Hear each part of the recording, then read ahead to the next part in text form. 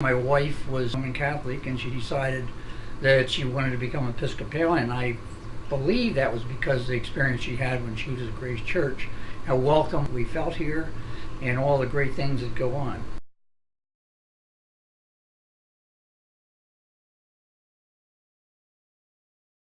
My major concern was a church that had a strong program for children.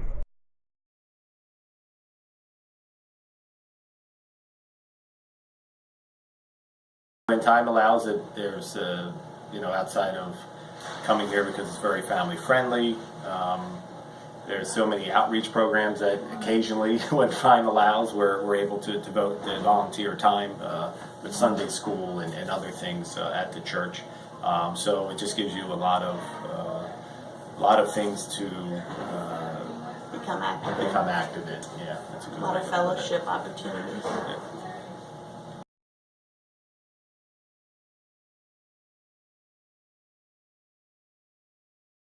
It's amazing the growth of this church and the ministries here and the baptisms. It is absolutely phenomenal, the number of baptisms, and they're not stopping. They're not slowing down at any time. So the ministry here at this church is absolutely effectual. I wish all the mainline churches could learn from whatever it is that's continuing this process here at Grace Church to bring it out to the world. It really is phenomenal. The people are terrific, and it's an inclusive church. Regardless of what's happening around the country and in the state of the union currently, this is what Christ talked about, a glimpse of heaven on earth. He spoke about that, so it's here, especially when we have our communions. It's a wonderful spiritual time.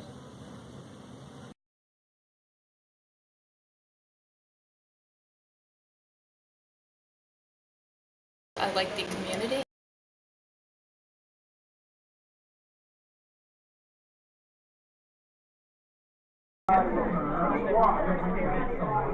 We've been here ever since.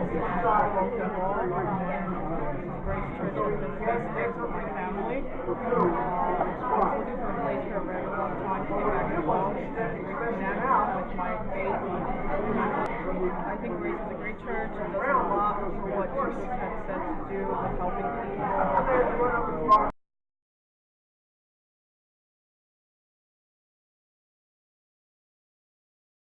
I love it here. Father Pat's amazing, and everyone else that I've talked to here.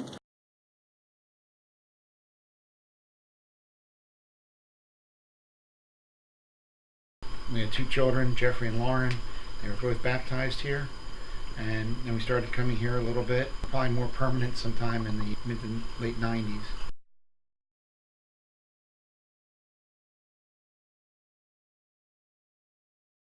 I guess what really solidified us here, Fred Schindel was serving on vestry, and I don't remember if he was the senior warden or I think he was. maybe he was at the time, but he was launching the beer fest. Yes. And that was something of a hobby that I have. And so he was in front of us, and he said, "I'm doing this beer fest." He sort of talked about it, and I leaned over and poked him and said, "Hey, buddy, you don't know me, but would you like some help?"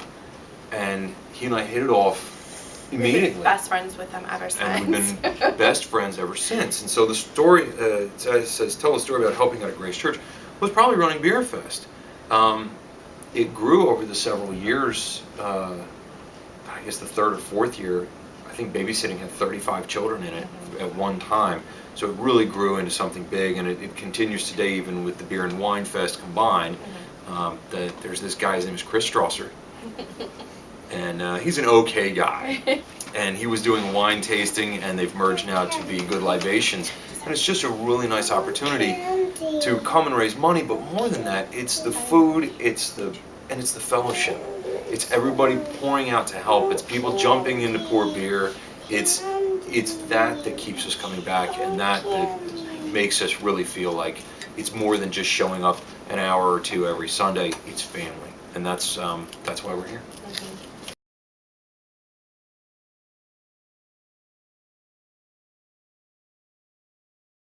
Even though we had moved a little further away, we've continued to attend Grace Church. Our children have grown up here, and this has just been a wonderful place for our family to be.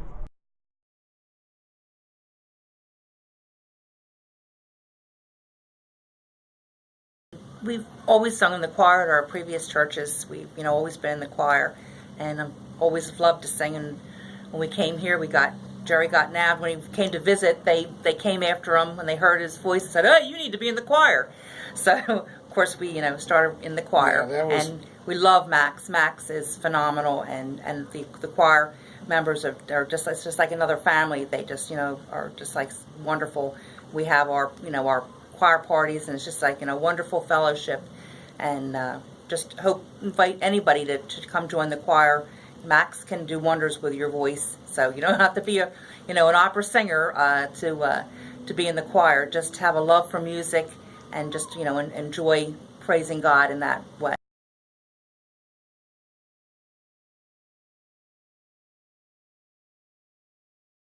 During the passing of peace. Yeah, I'd say that's really a big event every week. The passing of the peace keeps us coming back. It's not, I guess Eric and I grew up in a tradition where you just kind of shake hands with a couple of people right around you.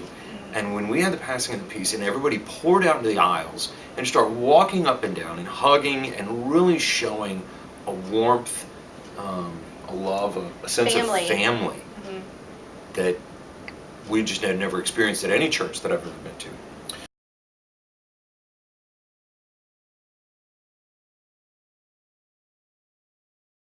We were going to a different Episcopal church locally, but we came here when our son was in 3rd grade because we wanted an environment that was more loving and more open and had a great program for kids, and we've been thrilled to be here.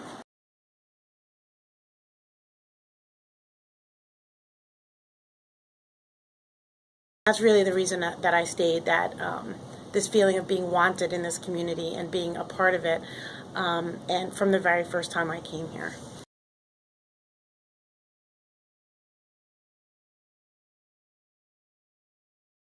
I started coming, I thought it was a very friendly church, a lot more down to earth than what I was used to, and I like the fact everybody seems to do something here rather than a handful of people.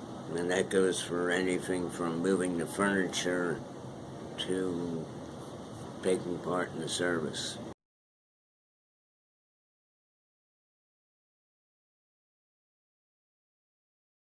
I certainly have the feeling that it's a family here at Grace Church, and I think that would predominantly be the main reasons that we stay, because of our family. Right. It certainly has an extended church family, and that we enjoy a lot. Yeah.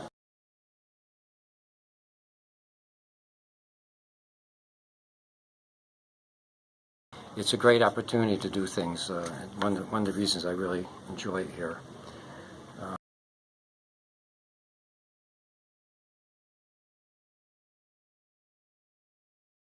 3 children later, everybody's been baptized here, and it's just a welcoming community, and it's the part of, it's sort of the fiber of who we are in Haddonfield and the area.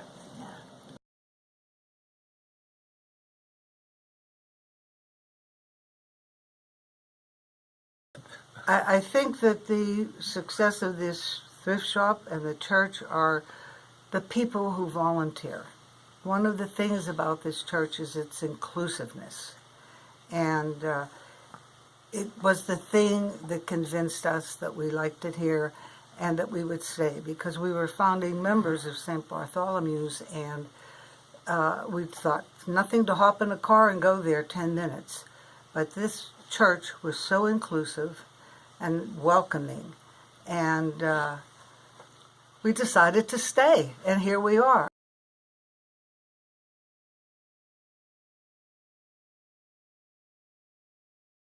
We wound up sitting, I guess, right behind Fred and Carol Schindel and their children, who at the time were only in grade school.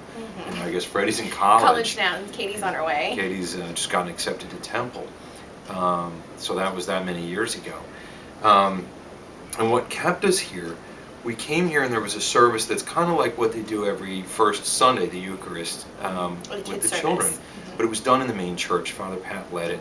And it was such a different experience to have somebody say, listen, if you want to have questions, if you're not sure why we do something, just raise your hand and we'll stop and talk about it. And I thought, wow, that's really interesting that we're going to learn about why we do something rather than just doing it because somebody told us to or because it's written in a book that way. Well, of course, and then we stood up and sang Ubi Caritas in the middle of the end of church, and that was just kind of very different and exciting.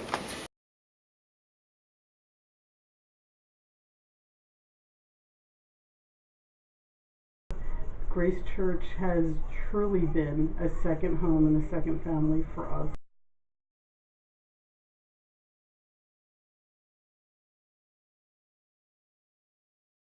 When we moved here, we thought we could go back to St. Bart's. However, they were having the same problem that they were having in Virginia. And when Father Pat said, welcome, we came.